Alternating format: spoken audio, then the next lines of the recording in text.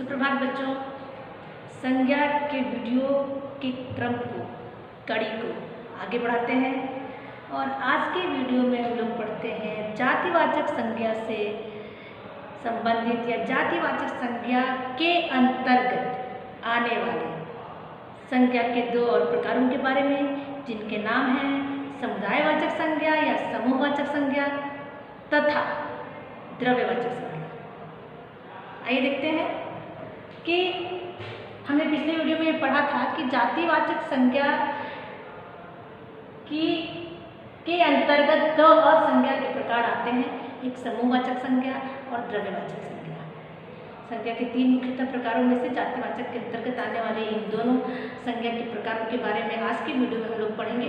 तो चलिए सबसे पहले देखते हैं समूहवाचक संज्ञा या इसको समुदायवाचक संज्ञा भी बोलते हैं।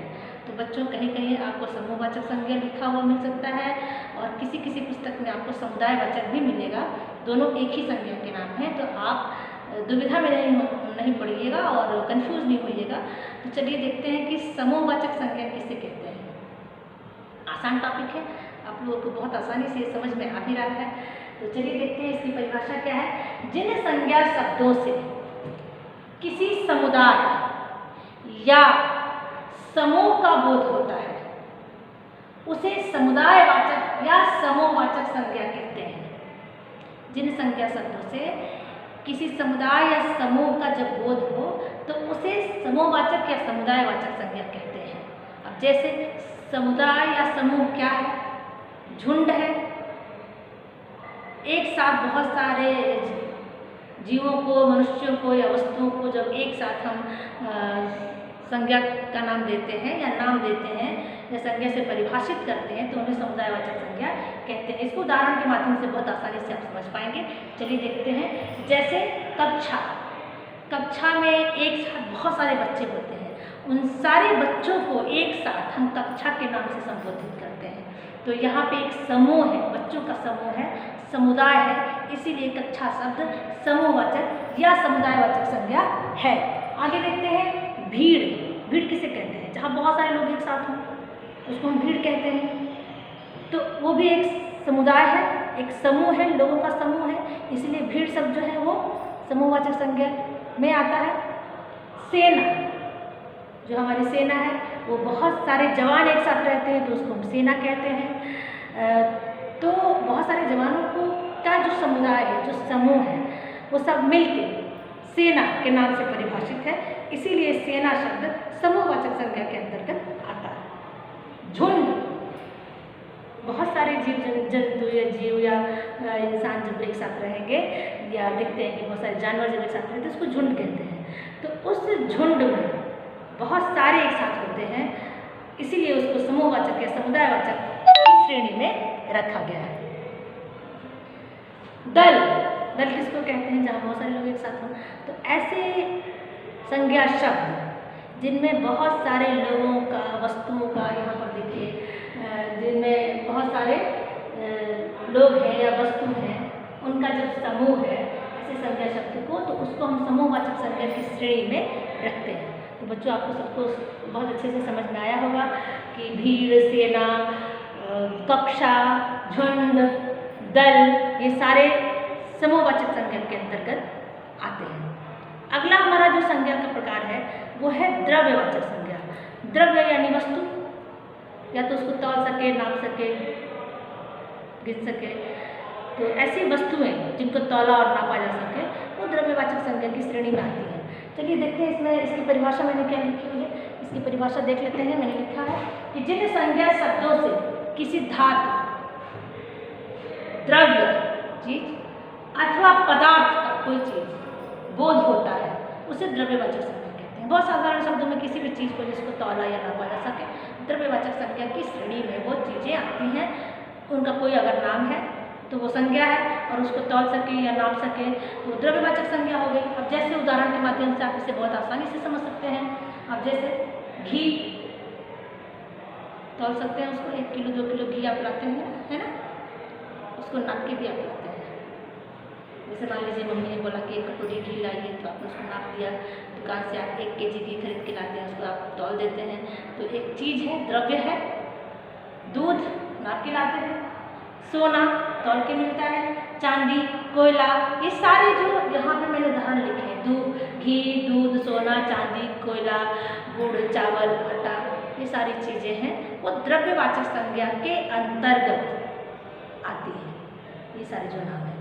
तो बच्चों मुझे लगता है कि आपको बहुत अच्छे से समझ में आया होगा कि जातिवाचक के अंतर्गत ये जो समूहवाचक संज्ञा है और द्रव्यवाचक संज्ञा है ये क्या है, इसकी परिभाषा क्या है और किन के नाम को हम समूहवाचक में रखेंगे और किसके नाम को हम द्रव्यवाचक संज्ञा के अंतर्गत रखेंगे। ठीक है, तो चलिए इतना आपको समझ में आ गया। इसमें एक इम्पॉर्टेंट चीज़ मैं आपको और बताऊंगी कि कहीं कहीं संज्ञा का प्रयोग करते समय व्यक्तिवाचक संज्ञा जो किसी विशेष व्यक्ति के लिए आता है वो जातिवाचक के रूप में प्रयोग हो जाता है और कहीं कहीं जातिवाचक संज्ञा व्यक्तिवाचक के रूप में प्रयोग होता है। तो ये जान लेना भी आपके लिए थोड़ा सा अच्छा रहेगा कि किस तरह से या किन परिस्थितियों में जातिवाचक संज्ञा व्यक्तिवाचक के तौर पर प्रयोग होता है और किन परिस्थितियों में व्यक्तिवाचक संज्ञा जातिवाचक के तौर पर प्रयोग होता है। तो चलिए इसको भी हम लोग एक बार देख लेंगे और इसको समझ लेंगे। तो देखिए किस तरह से जातिवाचक व्यक्तिवाचक बन जाता है और व्यक्तिवाचक किस तरह से जातिवाचक बन जाएगा, ये हम उदाहरण के माध्यम से समझेंगे। आइए देखते हैं, यहाँ पे मैंने लिखा है जातिवाचक से व्यक्तिवाचक, मतलब कोई शब्द जातिवाचक है लेकिन उसका व्यक्तिवाचक के रूप में प्रयोग कैसे किया जाता है। जैसे मैंने यहाँ एक उदाहरण लिखा है कि शास्त्री जी एक ईमानदार नेता थे। यहाँ पर देखिए जो शास्त्री शब्द है ये जातिवाचक है। शास्त्री, बहुत सारे लोग शास्त्री टाइटल लगाते हैं, उपनाम रखते हैं क्योंकि शास्त्री की एक जाति होती है, ये पूरी जाति को संबोधित करने वाला शब्द है। लेकिन यहाँ पर ये जातिवाचक के तौर पे प्रयोग नहीं हुआ है बल्कि व्यक्तिवाचक के तौर पर प्रयोग हुआ है। ये शास्त्री जी एक विशेष व्यक्ति के लिए प्रयोग करते हैं जो हमारे देश के बहुत ही पूर्व प्रधानमंत्री, जो बहुत ईमानदार नेता थे, लाल बहादुर शास्त्री जी, उनके लिए प्रयोग किया जाता है। तो यहाँ पर शास्त्री व्यक्तिवाचक के तौर पर प्रयोग किया गया है। वास्तव में ये जातिवाचक शब्द है लेकिन इस वाक्य में ये व्यक्तिवाचक के लिए प्रयोग किया गया है, व्यक्तिवाचक के तौर पर प्रयोग किया गया है। शास्त्री जी एक ईमानदार नेता थे, मतलब एक व्यक्ति विशेष के लिए इस शब्द का प्रयोग किया गया है। इस तरह से आप देख सकते हैं कि एक जातिवाचक शब्द किस तरह से व्यक्तिवाचक संज्ञा के लिए प्रयोग किया जाता है या प्रयोग किया जा सकता है। इस तरह से जब भी आपको लगे कि जातिवाचक संज्ञा को व्यक्तिवाचक में बदलना है या व्यक्तिवाचक को जातिवाचक में बदलना है तो आप किस तरह से बदलेंगे, इस उदाहरण के माध्यम से आप बहुत अच्छे से समझ सकते हैं। ठीक है, दूसरा हम देखेंगे कि अगर व्यक्तिवाचक शब्द है तो उसको जातिवाचक में कैसे बदलेंगे। अभी तो आपने देख लिया कि जातिवाचक शब्द शास्त्री था और उसको व्यक्तिवाचक में कैसे बदल दिया, किसी विशेष व्यक्ति के लिए प्रयोग किया गया तो व्यक्तिवाचक हो गया।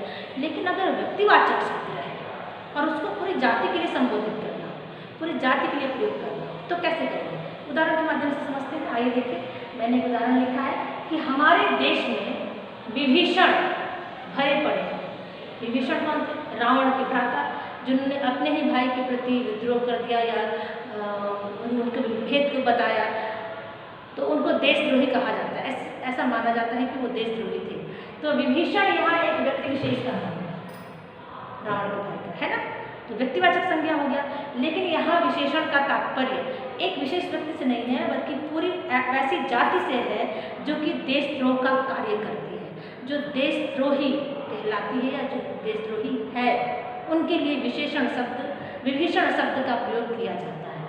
ठीक है, तो ये जो वाक्य है वो व्यक्तिवाचक से जातिवाचक में बदला गया है, मतलब व्यक्तिवाचक शब्द का जातिवाचक में प्रयोग किया गया है। व्यक्तिवाचक शब्द है विभीषण और यहाँ पर देशद्रोहियों के लिए इसका प्रयोग हुआ है, इसीलिए व्यक्तिवाचक से जातिवाचक में इसको बदला गया है। तो बच्चों, जब भी आपको व्यक्तिवाचक से जातिवाचक के लिए बदलना आएगा तो आपको बहुत अच्छे से समझ में आ जाएगा कि व्यक्तिवाचक संज्ञा का प्रयोग पूरी जाति के लिए जहाँ किया जाता है वहाँ व्यक्तिवाचक से जातिवाचक होता है, और जहाँ पूरी जाति के लिए प्रयोग करने वाला मतलब जातिवाचक संज्ञा का प्रयोग किसी विशेष व्यक्ति के लिए किया जाए तो वह जातिवाचक से व्यक्तिवाचक संज्ञा होती है।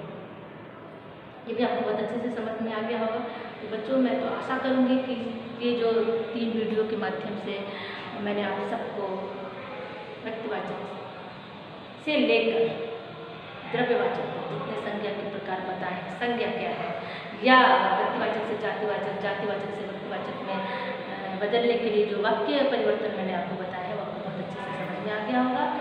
अगले वीडियो में हम एक और नए टॉपिक के साथ मिलेंगे, तब तक के लिए बहुत बहुत धन्यवाद।